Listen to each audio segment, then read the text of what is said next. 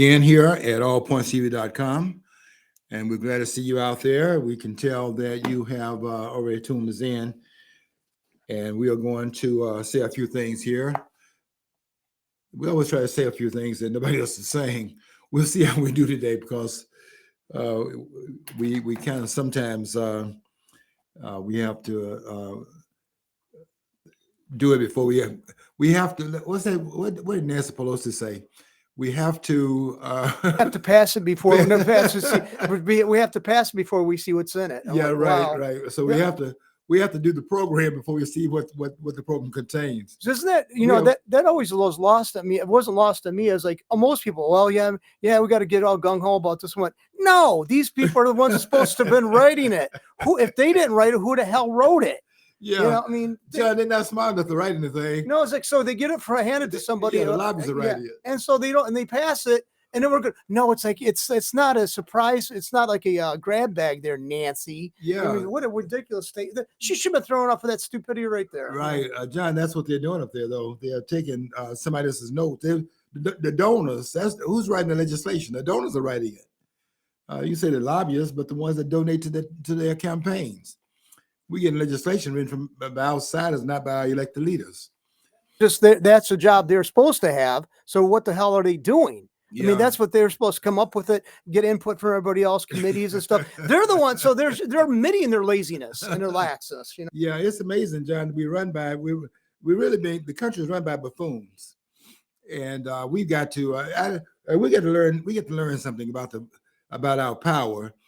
We have more power than we know. No, we can hold the government accountable.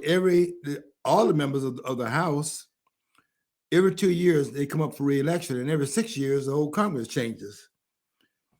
2 years, 2 years, and 2 years, and then you have the Senate every 6 years. So in that 2-year period of time, we can change the House multiple times. We can change the Senate one time in that 6-year period of time. And if we don't start exercising our power, you're going to get what you're getting right now. What you're getting right now is the government is out of control. The politicians don't have respect for the voters.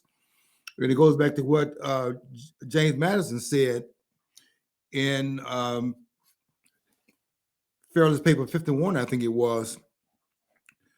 He was lending the view that when the people fear the government,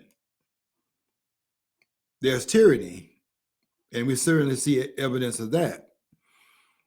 And when the government fears the people, the opposite of that, then there's liberty. And nobody is fearing the people, because we got this nonsense about we voting by party, and that we are now blue states and red states rather than American states. And really, we're not really a United States anymore. We are. I was watching this video yesterday on YouTube. We are a surveillance state. We are an administrative state. And united, it's hard to say today, because where are we united in the United States of America today? They can't look in the House of Representatives and look at the message they're sending. They can't even decide in the House, and there's 435 members of the House of Representatives. They can't decide. The Republican Party cannot decide the Speaker of the House.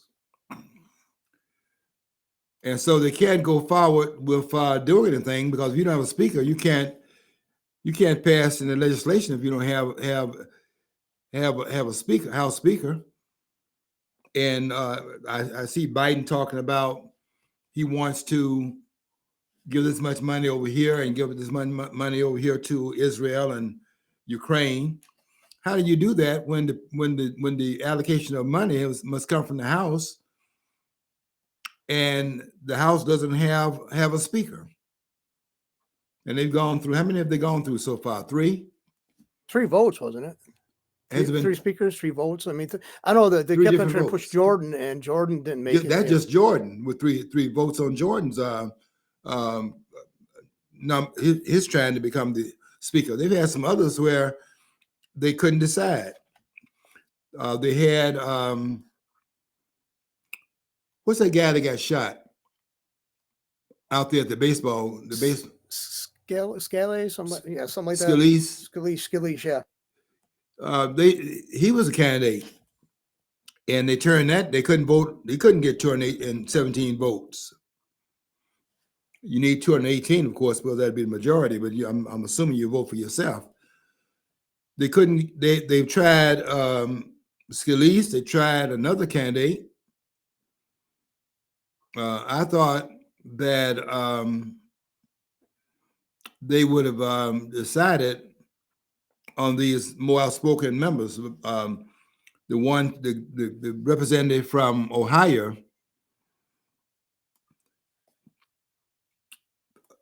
he's gone through 3 votes, and each time they voted, the votes fell down 1 or 2 votes. So when it was very clear that he was not going to get 217 votes, they're now turning to another.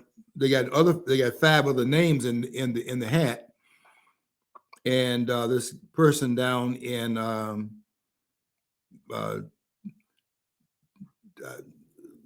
I think that what's this black representative? I think it's from Florida, Donald. You see, I can understand why there's such a difficult time choosing a speaker, because these guys, none of them stand out. That's the problem. If they can't decide who the speaker is, and they got a 5-vote majority in the House, and they work with each other every day, so they have some idea of who the standouts are in the House, and they cannot decide. That's a statement being made that nobody's impressed with the leadership in the majority party. And I don't know who would have been the speaker in the Democratic Party if it had not been Nancy Pelosi. Could they have agreed upon 217 other persons in the House? Nancy Pelosi repeatedly was the Speaker of the House. Could they have agreed on anyone else other than Nancy Pelosi? And what were her credentials to be the House Speaker? So it's a statement really about the state of leadership in the country, and that goes up scale to the president. And are they going to be able to swing this again? Because I can tell you, I don't believe. I know that those numbers do not stack up in terms of the election of 2020. You can't have those numbers. You see, people talking about what they're saying that, and I'm going to read you something I wrote today on Facebook about it. People are talking about people are pleading guilty to making charges that the election in 2020 was fraudulent, and they're making it appear that's what they're pleading guilty to. We need to pay attention here, because that's not what's going on. I wrote about it today on Facebook, and I'll tell you something. They're not pleading guilty to what the claim is by the fake news media. And I wrote to part 2 today on a 2-part series that I finished today. And I wrote here, the government would have it that those who questioned the election results were trying to overthrow a duly held election. Such figures as Attorney Sidney Powell and Kenneth Chesebro. And on the surface, that might seem to have been the case, but let's look a little deeper to see what the government was up to, which I would give you a hint, up to no good. A news report stated the following. On Thursday morning, I'm quoting for the news report. On Thursday morning, one day before the scheduled start of jury selection for her joint trial with attorney Kenneth Chesbrough, Powell appeared in Fulton County Superior Court to plead guilty to 6 misdemeanor counts of conspiracy to commit intentional interference with the performance of election duties.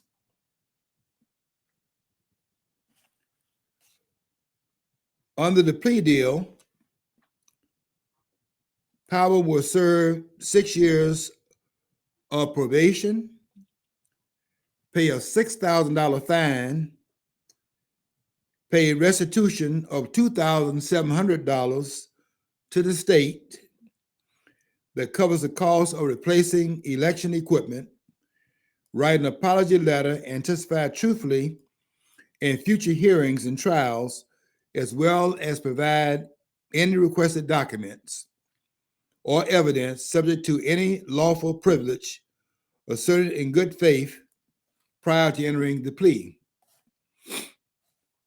Powell and her attorney previously denied, still reading from the article, Powell and her attorneys previously denied wrongdoing, arguing that Coffee County officials, some of whom are also co-defendants in the case, invited the scrutiny of voting machines, servers, and other sensitive election equipment.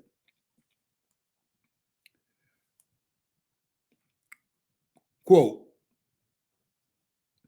last month, Atlanta area bail bondsman Scott Hall was the first to take a plea deal in the case, stemming from his role in the Coffee County breach. Lawyer Chesbrough authored memos detailing how Republicans could send false put into the article by the fake news, but send slates, he says false slates, of electors to Congress. Chesbrough is now set to go to trial alone. He did not do a plea bargain. A trial date has not been set for Trump and the remaining co-defendants. That's what I said in part 1. Now, in part 2, I made this point based upon what I just read. What is really striking and concerning in the above is that all of a sudden, criminalizing of the questioning of election results in this country, as well as the diversionary charges that were made at the end, and the misdemeanor plea bargain penalties, which made guilty pleas a more attractive option than continuing to fight a case against a government that has unlimited resources to prosecute endlessly in what is a subtle browbeating of plaintiffs into submission. The fake news media, rather than examining the reason for the lenient plea bargain terms and the olive branch nature of the settlements, the carrot and stick approach of the government, rather than investigating that, the media not doing that, is complicit in the real criminality here, which is the criminalizing of prosecutorial discretion. And I ask this question, just what is the crime here? And let the government explain it real slow so that slow learners like myself can understand, because I got to tell you, I don't see any crime here. Take, for example, this statement in the fake news media. Quote, Powell and her attorney previously denied wrongdoing, arguing that Coffee County officials, some of whom are also co-defendants in the case, invited the scrutiny of voting machines, servers, and other sensitive election equipment. Okay.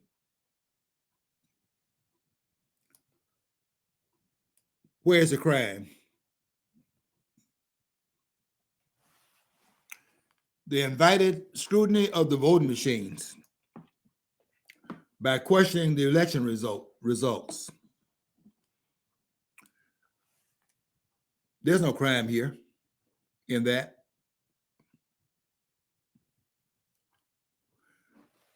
There's an error that they made, but that's not a criminal act. So why would these defendants take a plea?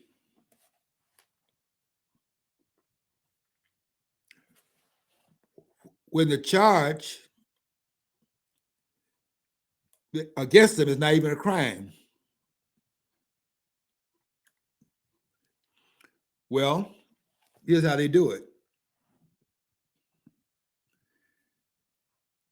In Trump's case, a good example of it is that you charge and you charge and you charge, and you have them defending against multiple charges, so that at some point it becomes unpalatable to continue because the government has unlimited resources,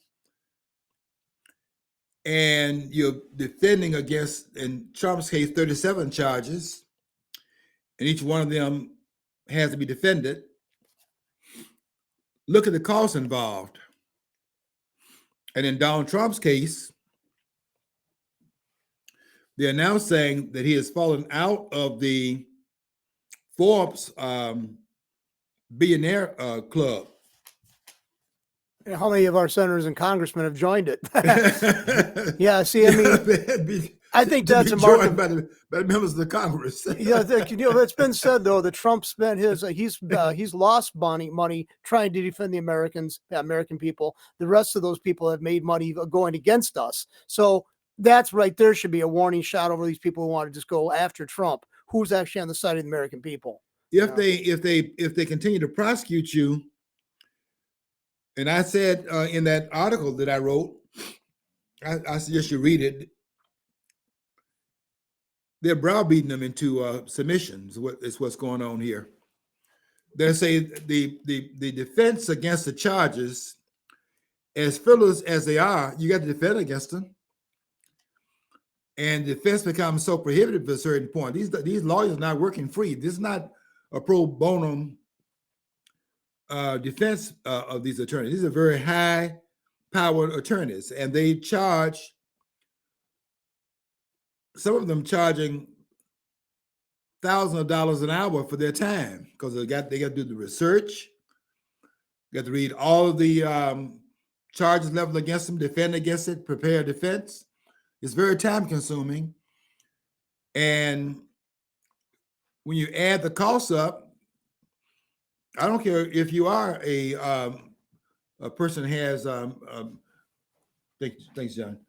I don't care if you are a person that has some means. You don't have those means. You don't have the government's means. And at some point, they're browbeating them into plea bargaining and entering guilty pleas, and people think they're guilty of what they were initially charged with. There was no one trying to overthrow a duly held election in this country. This is a guilt by accusation. This is what Alan Dershowitz was writing about in his case, where some were accusing him of various things. And he wrote a book called Not Guilt by Evidence or Guilt Beyond a Reasonable Doubt, but guilty because you've been accused of a crime.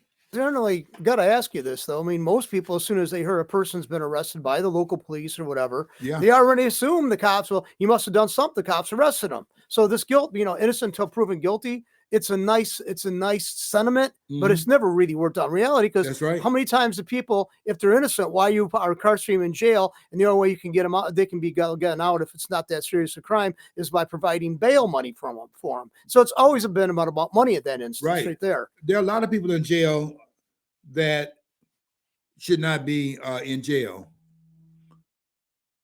The whole January 6th group. Well, you know, the thing is, I think this is the irony, though. The right wingers now see what the hell corrupt the system could be with regard. You know, it depends on who's got the reins of power, or who holds the reins, right? Mhm. And now, for years, the right wingers I've always argued with, well, you shouldn't have done something wrong against the police because they just don't go after innocent people.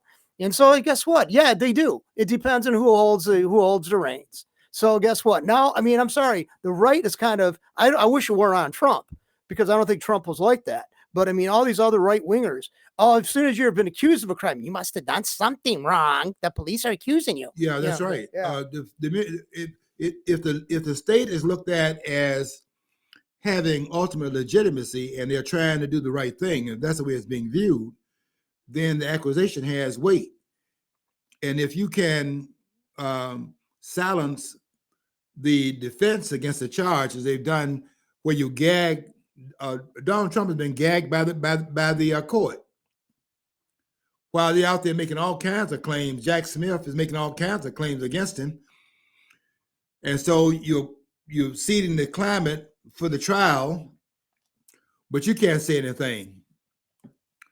And then you go into some of these states here, and if it's tried in Washington, you have to look at the or Illinois, or New York, or a number of other places, Georgia.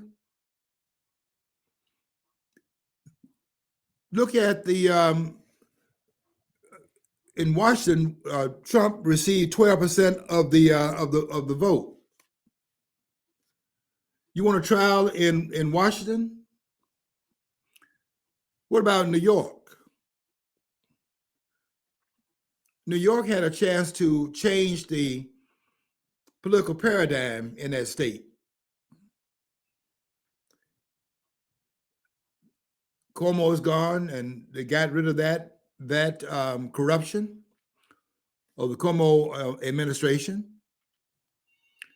They had a chance to vote in a different direction. And what did they do? They went and put another person in there of the same party, because that's the politics of some of these states. They're not going to change the direction of the discourse. No matter how badly it plays out, they just see themselves as locked into these party alliances. Democrats, Republicans, and there are no Democrats, Republicans in either one of those parties. There are no Republicans in the Republican Party, not with what the term means. And there are no Democrats in the Democratic Party. People talk about Republican in name only. All of them are Republicans in name only. There are no Republicans in there. I just got a call before you came into the studio today from the college Republicans, and I told them, I said, you know, all these guys, the only one you're gonna have, you get any kind of reaction to, and people are gonna donate for, is Trump. You're not gonna offer one of these people and try to get us. They've already been in power for 40 years and have done nothing. Don't offer one of those up. Yeah, and I they call me all the time, and I tell them that before they get started, that the only candidate I'm going to support, the only person I'm going to contribute any money to the campaign, is Donald Trump.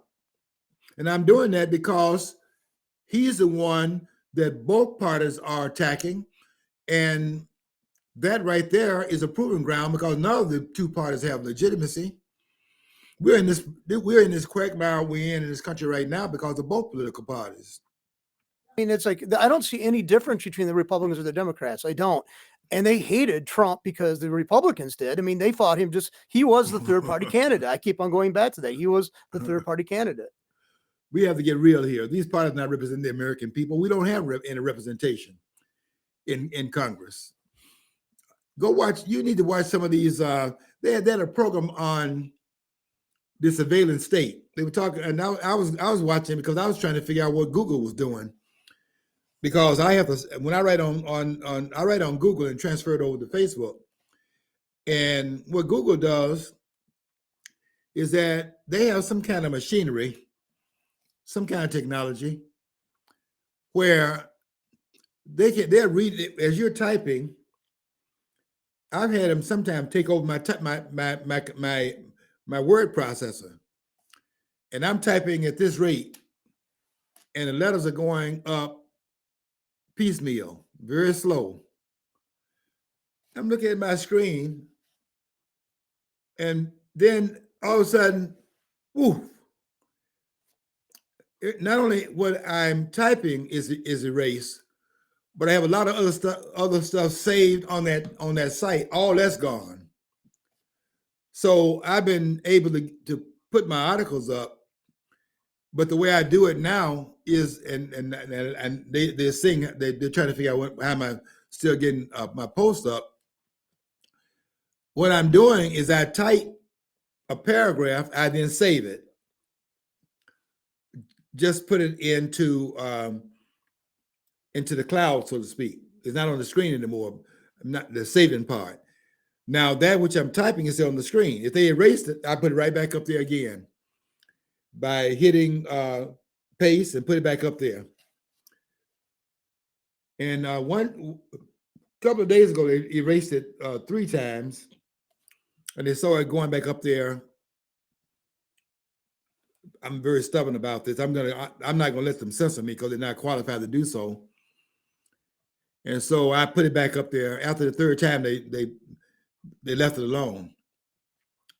But I watched this program yesterday on YouTube. It was on the surveillance state. I was trying to figure out what role is Google playing in that. And sure enough, there was a segment about these tech companies.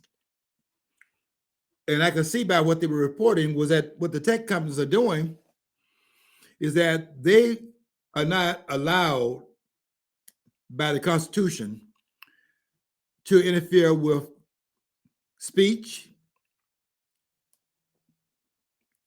You know, the First Amendment stated innate freedoms, which are not given, is that they are just simply stating the freedoms that you have. The government cannot, in fact, take from you. These are your innate rights. Freedom of speech. You have the right to speak in this country and say what your thoughts are. The government cannot act in the role of as a thought police. But what the government does, and that's what this video was showing yesterday on that site, what the government is doing is that it's enlisted, or they've enlisted their tech companies in the employership of the government. And the government is censoring speech through Facebook, through Google, and other tech companies. There are a lot of people saying to me that I should write on this one I do see it called Duck something, and they're saying that I should write over there because they allow you to have a free flow of information. And I tell them I'm not going to do that because I'm not going to abandon my right to speak on this forum.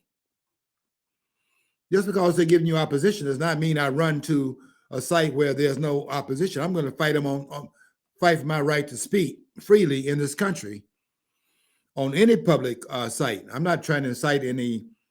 I'm not using speech to incite any violence or any illegal actions.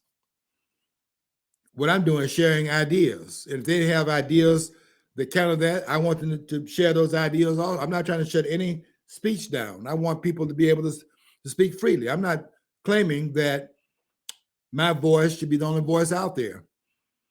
I do claim this, that the voice in which I speak is authoritative because I don't speak without having a source, several sources of the to back up what I'm saying. And when I speak in terms of the constitutionality of things, I don't have to get the authority from anyone in the present atmosphere, because I have the authority of the framers of the Constitution of the United States. And I understand it better than from what I'm seeing out here. And when I hear people saying these heavyweights, and you know them because they're on television. It makes me wonder why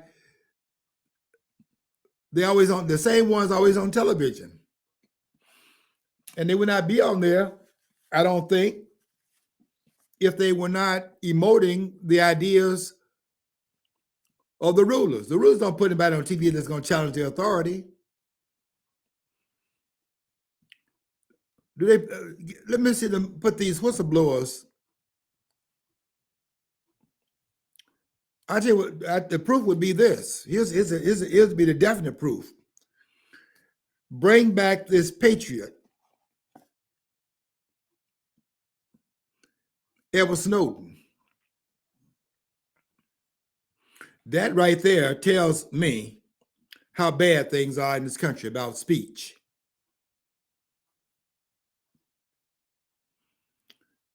Look at the irony here.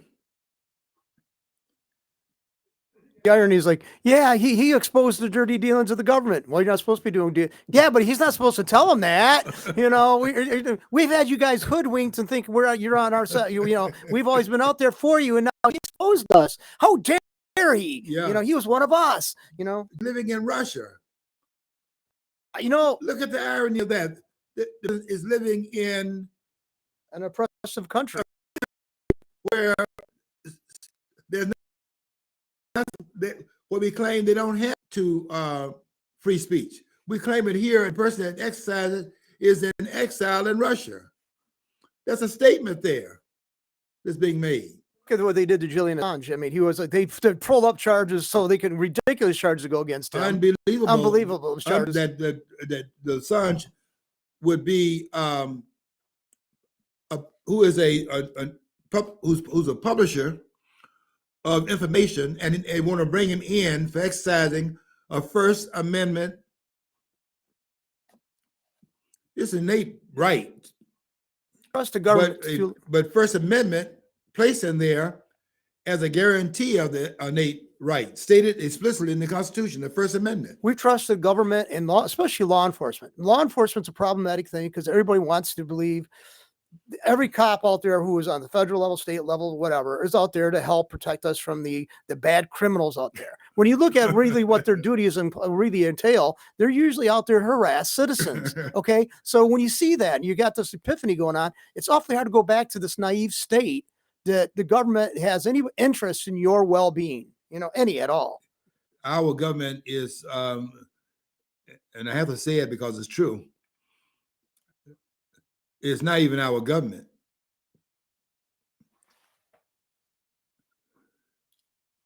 This government does not represent the American people. How much of what the government is doing has been endorsed by the American people?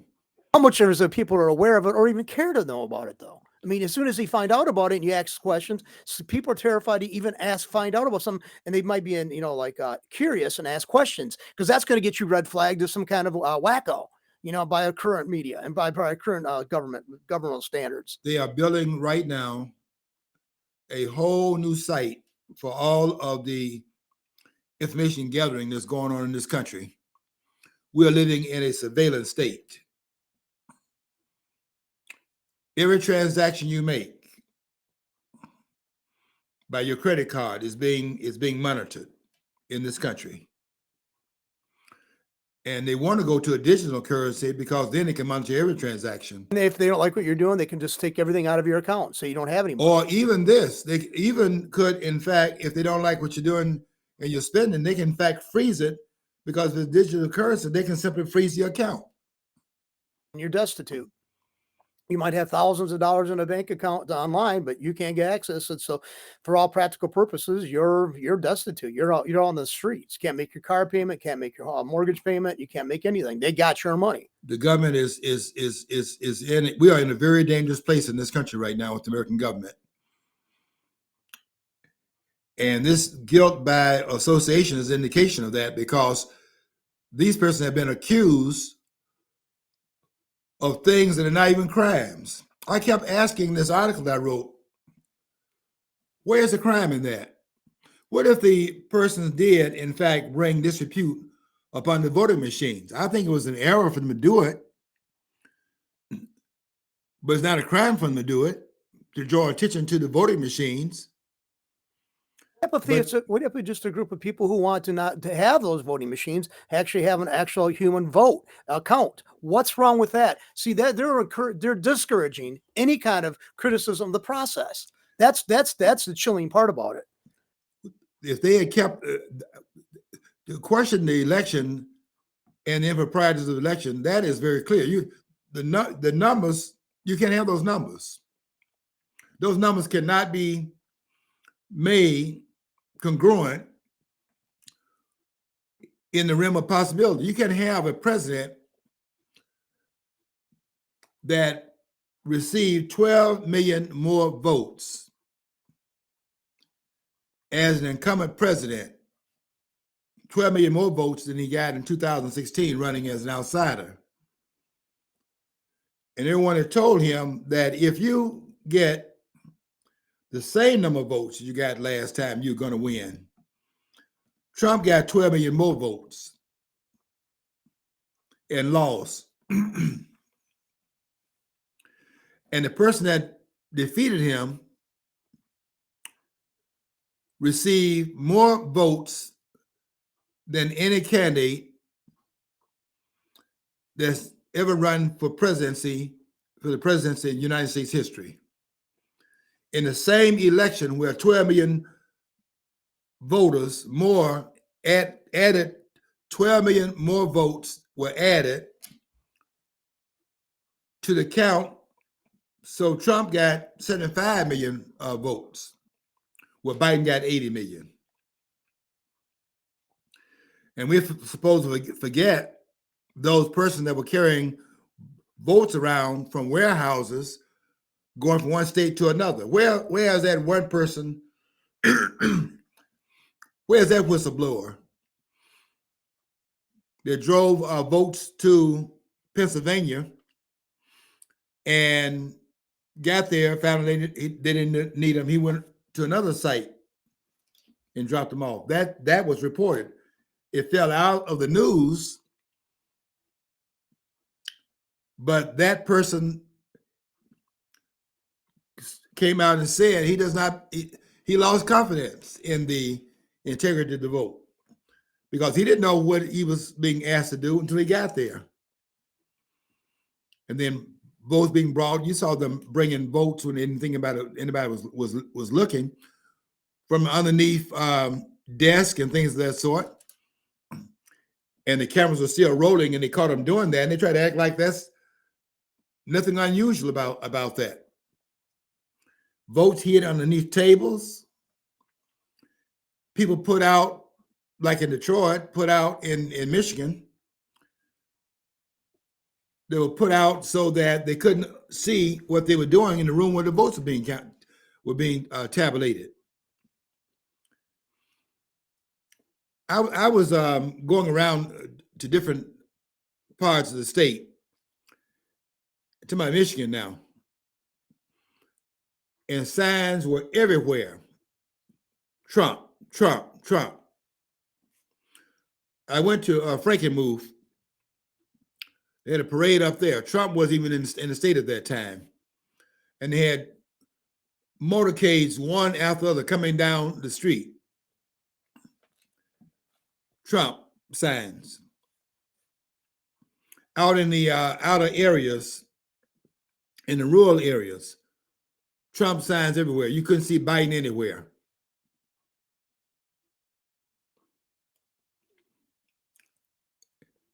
And Stabenow has said Senator Stabenow said that she had gone to a meeting of the UAW with the idea she's going to go there and talk about Biden. And she said when she got there, they wanted to talk about Trump, their support of Trump, because their living standard had improved, the energy cost was down, and they were doing fairly well under the Trump administration. When this state went for Biden, that was, given what we saw prior to the election, that was stunning.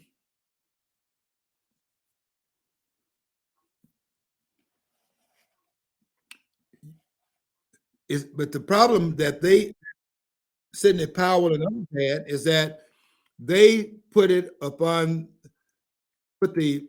impropriety upon the machines. And that's where they made an error, focusing on the machines. They should have focused upon this. Let me read this to you in Article 2 of the Constitution.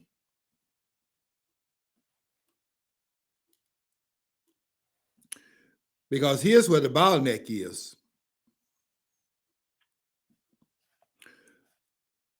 Article 2, Section 1, Clause 2. Here's what it says. Each state shall appoint in such manner as the legislature thereof may direct a number of electors. It cannot be directed by the courts. The electors cannot be directed by some committee that decides to change the way the electors are chosen in the state. It must come from the state legislature. And the reason why that's true is because although the people vote indirectly for the president is elected directly by the states. And that's what the Electoral College is about. Also found in Article 2. The states choose the president. The states did not relinquish their authority in terms of delegation of powers, did not delegate away from their sovereignty, state sovereignty, states' rights, if you want to call it that the president is chosen by the popular vote. The president is not chosen and never has been chosen by the popular vote in this country. In every balloting election we've had, the balloting part of it, you have always had to have a majority of the electoral votes that were cast. Even in the election of 1876, where there were 20 electoral votes that were up for grabs in a contested election in terms of two slates of electors that were sent to the Congress. Now go back and think about what I just read about how they were saying that they're going to send a fake slate of electors to the Congress. Whether they are fake or not is not to be determined by the media. It's to be determined by the Congress of the United States. And in 1876, when they sent two different slates of electors from three states that had a total of 20 electoral votes, and you needed 185 to become the president. Tilden had 165. I'm sorry, Tilden had 184 electoral votes. He was one short of the majority. Hayes had 165 electoral votes, and he was 20 short of the majority. But because two slates of electors had been sent from South Carolina, Louisiana, and Florida,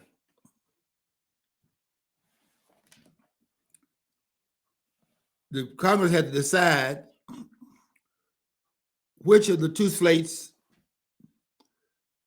were they going to count. And because it was thrown in the House of Representatives to make that decision, the House of Representatives, they had a speaker then, had to make a determination.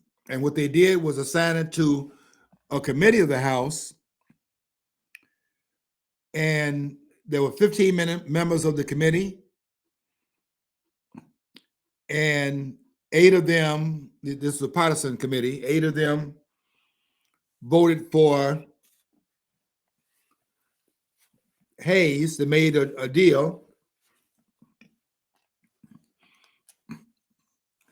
because some of them were from the South,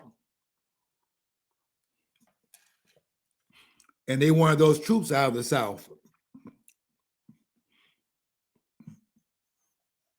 I want to come back to that when I get to my other topic I want to discuss today. I want to talk about the Middle East a little bit in terms of this discussion.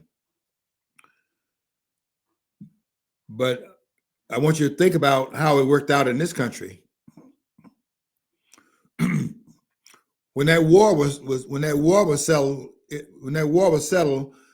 by Robert E. Lee signing his signatoring the surrender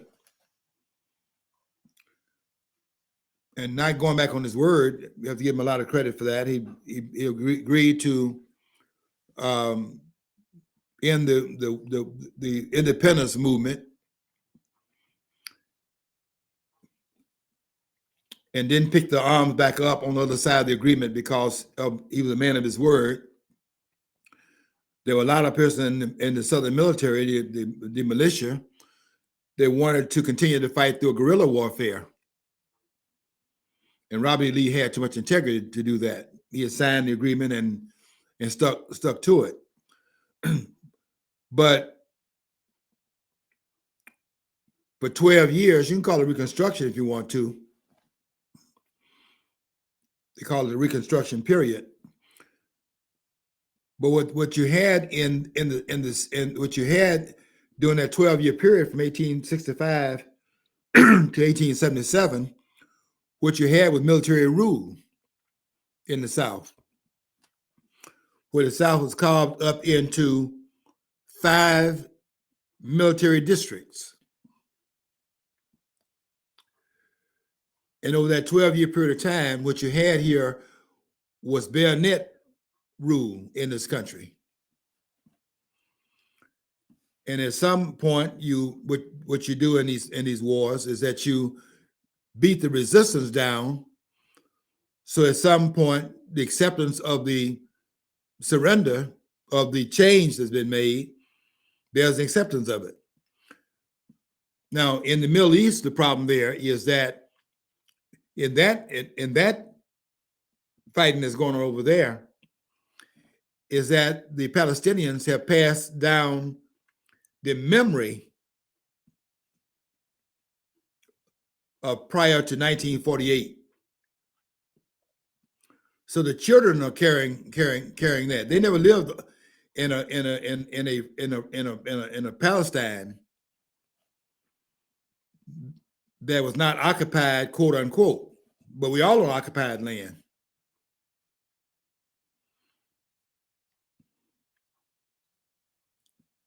It's occupied. We are on occupied land of the United States. And the acceptance of that came out of the last resistance, which is written about in D. Brown's very valuable book called Bury My Heart at Wounded Knee. It's a brilliant book. Wounded Knee would have occurred in South Dakota in 1890. And that's the breaking of the ending of the resistance to the occupation. In other words, everybody's on somebody's land. It's not just over in the Middle East. Everybody's on somebody's land. There are no people. When I say no, there are no nations really that have indigenes, the original occupiers, ruling the land. The land changes over time to different groups. And in Palestine, in 48, you had a change in you had if you go to the biblical terms, you had a refitting of the landscape. The Jews didn't have a homeland, but they had a homeland at one time. And so they carved out in 48 a place, one single location for the Jews on the planet. Out of what occurred in World War II. Now, a lot of persons are saying, well, the Palestinians were kicked off the land. But was Palestine,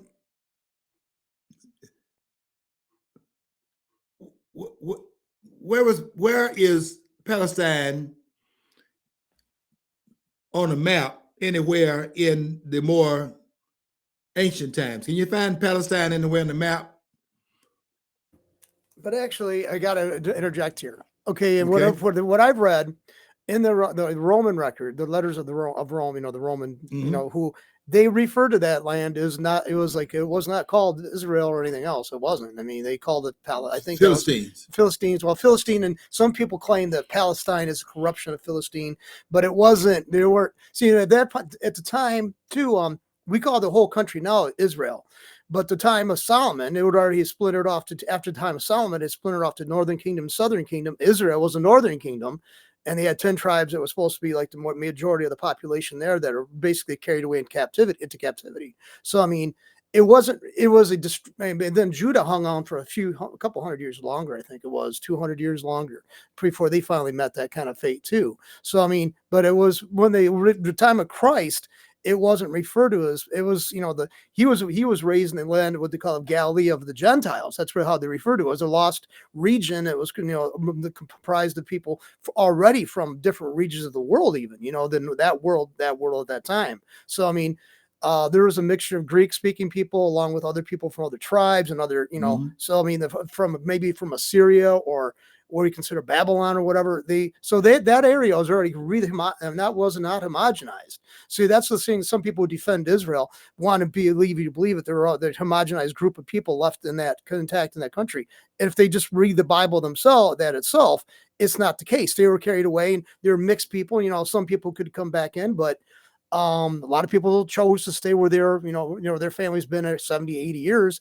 That's like 2 or 3 generations. They were considered part of the scenery at another country where they're forced into exile at, so it's not as a clear cut as some people try to make a claim. It isn't. Yeah. And the claim I'm making is that if you want to play the indigenous game, and you want to go to those tribes, let's call it tribes, ethnic groups, nations, and you want to play the game of which group is indigenous to the land that they're on right now, and you play that game, everyone is a settler.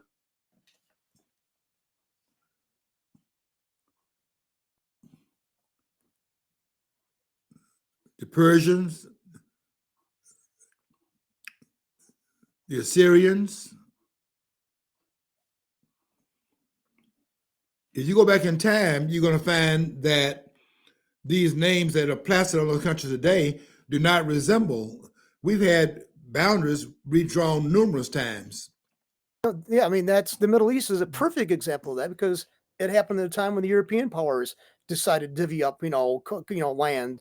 Basically, what Churchill even made a quip with a slip of a pen. It created Transjordan, and so I mean, they did. It was and there was no real recognized boundaries that were hardcore back in that ancient times. They had a kind of a blurry line scenario going on for a lot of it. Every country in Africa is that way. Those lines in Africa were drawn in 1884. These boundaries that you're looking at in countries right now are not the boundaries in ancient times. So you can make a case for, and by the way, Israel's name, the name Israel is a combination of a much ancient name, even in the name of Israel, because Israel is Isis, Ra, and Elohim. And that would have to do with the sojourn through Egypt, going to the Promised Land. That's you struck them on something a lot of people don't recognize. There is kind of an intermingling and I mean, if they read the scripture itself, it tells a narrative, but they have a tendency to kind of overlook that. A lot of what we consider to be Jewish now, the practices and ideas came probably because they're kind of prolonged. They were actually basically it was almost like an incubator. Egypt was for another nation. That's what I remember in the Bible study class. And I think that's a good summation of it. They brought into that, they imported a lot of ideas and stuff into the culture they started creating. And when they went back, when they went into the Promised Land, so, yeah, look at the story. Look at the story of Joseph. There was a Pharaoh that was in power that knew not Joseph, did not know the agreements that had been made. Now the Jews are exiled from Egypt. And then the crossing of the Red Sea would be what? What would that be about? You can make cases that we're all sojourners into a strange land. It happened in European cultures too. I mean, Poland was at one time had a much bigger kingdom with the country we call Poland now. At one time, the kingdom was much bigger. It was almost like an empire. So I mean, I think it was part of what we call Ukraine. It was included at that one time, and it shrunk back and didn't exist for several hundred years or so. Yeah, some of those nations in Europe that were redrawn as a result of World War II. Look at the boundary lines in the Sudetenland. Look at Switzerland. Look at all those nations where the boundaries shrank or grew based upon the empire building. Go read Constantine Francis Vonet's book, The Ruins of Empire, and look at, and we're not even talking about the later empire, the Ottoman Empire. We're talking about Vonet writing about going to the ruins of these ancient sites. Nowhere does he mention in that book Palestine.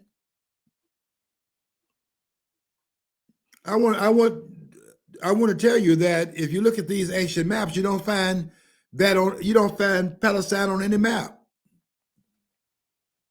Go try to find it on an ancient map.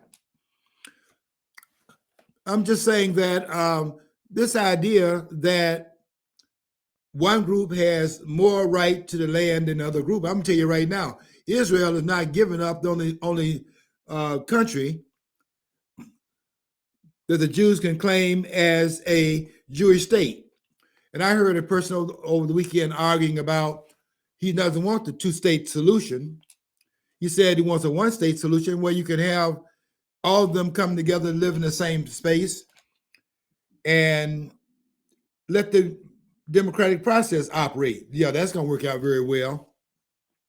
I fault the thing I find fault with the Palestinians is they choose leaders who never have the wherewithal or the ability to transform a country was basically a revolutionary state, take it from the transitory state of them, getting independence, whatever, and then overseeing it going into becoming a modern, self-sustaining state. They'd have never had, none of their leadership ever had those qualities. That's what I have a objection, criticism of. I know the criticism that they're leveling right now, all these demonstrations you got going on right now, is they're leveling criticism at the Israeli state, because what they're doing is they're doing a total war. They're not going to send their troops in there and you're fighting a urban war, and you go in there and everything stands as it was before what they're doing is making it conducive for their side to win. I'm sorry to say this, but this is the truth. It's not the army you're fighting against responsibility to play nice to the group that is in fact at war with. Hamas did not think this out thoroughly, because let's face it, their control. I mean, a Gaza Strip is like controlled so much under. It's like so many people concentrated together. Their casualties are going to be huge. This is not an intelligent way of doing this. It wasn't at all. It was stupid, in my opinion. They are going to have a bloodbath in Gaza on both sides. That's why they're reluctant to go in there, and that's why they're raising these houses right now, because a lot of these sites have been booby trapped and things of that sort, and they're not going to send their troops in there on a suicide mission. They are going in there, but they're softening up the targets first so as to protect as many of the soldiers as they can. A lot of the Jewish soldiers are going to die in this war, and their death is disproportionate, because the Jews only make up 1/10 of 1% of the world's population. There are only 9.3 million of them in Israel today. I think there's only about 14 to 15, certainly less than 20 million Jews in the world. So any death that goes on is maximized. Those 1,400 persons that were killed in that on October the 7th, that number doesn't sound very high. But when you look at the number of Jews in the world, that is equivalent to 50,000 persons dying in what happened on October the 7th. 50,000. Now, it wasn't 50,000 that died, but it's equivalent in terms of equivalent numbers. Just like in the war here, in the so-called Civil War here, there were 300 some thousand died in the north, and 280 some thousand died in the south. More northern soldiers died than southern soldiers. The total number is about 620,000 soldiers, combined. And another, some say 720,000 altogether that died. So a lot of civilians died. But the equivalent numbers would be, given today's numbers, the equivalent numbers in today's term would be 5 million people died in that war, based upon commensurate populations today with the population during that time period. So the point I'm making is that it doesn't sound like a lot of persons. I mean, it's a lot of people. Anybody, one would be too many, because they targeted civilians. But 1,400 is a lot of people given the size of the Jewish population. That was a Holocaust in that regard, given their numbers. And they're going to do things that will be looked at as being, people are there's an outcry. They want people are calling for a ceasefire. Now, I know you don't see it this way, but that's an aggression against the Jews. Because the call for a ceasefire under these terms here, that ain't going to happen. Nor should it happen, given the fact that they cannot go back to a status quo that led to this in the first place. The grievance is still there. You got to remove Hamas out of the reach of Israel. What Hamas could do, the best thing it can do for the people for the Palestinian people, and this sounds like it's outrageous to make this claim. The best thing they can do for the people in Palestine is surrender. Because a lot of people are going to die to get to Hamas, but they're going to get to Hamas. They're going to clean Hamas out of there. That's going to happen. And the world can do all the outcrying it wants to, but Israel understands that it has to defend the Jews, and that's what they're going to do. The rest of it, the world is not beholden to, because the world is not at that space. The world now is talking about, you got this "we are the world" kind of thing. Very few countries right now. That's why Poland and Hungary are under the hammer, because they have not opened their doors up to everybody coming into their country. Poland is going to be for Polish people. Hungary is going to be for Hungarians. And they are saying that they should open their doors. Well, nobody's opened their doors in the Middle East to the Palestinians. Egypt not opened its doors up. Jordan not opened its doors up. None of those Arab states opened their doors up. But when Hungary and Poland when they do the right thing by their people, they're being accused of being racist, because Poland is not going to be open up to other persons migrating to their country. And the number of illegal immigrants in Hungary and in Poland, the number there is 0.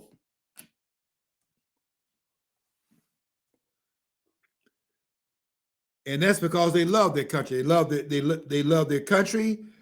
They love their food. They love their culture. They love their language. And another thing is, too, people don't realize, it doesn't dawn on most people in their 20s, the Hungary, actually, and Poland, both had to be under the Soviet rule for how many years after the end of the Second World War. So, they fought zealously. They had to resist total basic annihilation of their cultures. They really did. Both of them are commendable, I think. We are annihilating ourselves here in this country. This country is letting people in this country from 160 different countries, and they're not being vetted, and they're not being quote unquote Americanized, try to make that congruent in the future.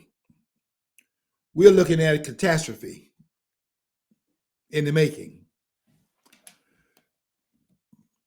And this, I got a little off my subject, but this, what we're looking at right now, is the first shots being fired, both in Ukraine and in Middle East. If we don't fix this problem, we're looking at the beginning point of World War III. And in the absence of leadership, you better bring Trump back in here, because it's not the fear of Trump that kept the world calm. What kept the world calm was that Donald Trump recognized nationalism and appreciated it for this country and for other countries, and they respected that. That's what Victor Orban is saying over in Hungary. Bring Trump back. That's the catastrophe we're looking at right now around the world. The world is unsettled because nationalism is not respected, and that includes Israel as well. Israel is going to defend its nationalism. You can be mad about how they're doing it. They're going to defend those Jews in the Middle East. And that means a lot of people, including civilians, are going to die. Not targeted, but if they're in the way, they're going to get Hamas. And if the civilians are in the way of that, that's going to be a problem for them. That's what's happening right now. I got a little off our subject, but I want you to be aware that this problem is going to be resolved with a lot of people that are innocent are going to die here. And it's going to happen because the Jews are going to go in there and clean Hamas out of Gaza. That's getting ready to happen. And you're going to see it, and the outcry is going to be that based upon that circumstance. But Israel is going into Gaza, and it's imminent and will happen in time of their own choosing. But the reason why they have not gone in there is that they are now softening the targets up. But Hamas is gone. That's what's going to happen. Okay, we'll be back next week. I'll get back on my subject next week. But that's something that's happening right now, and we need to pay attention to it. Until next week, I want you to follow your dream. If you don't follow your dream, you'll never know what's on the other side of the rainbow.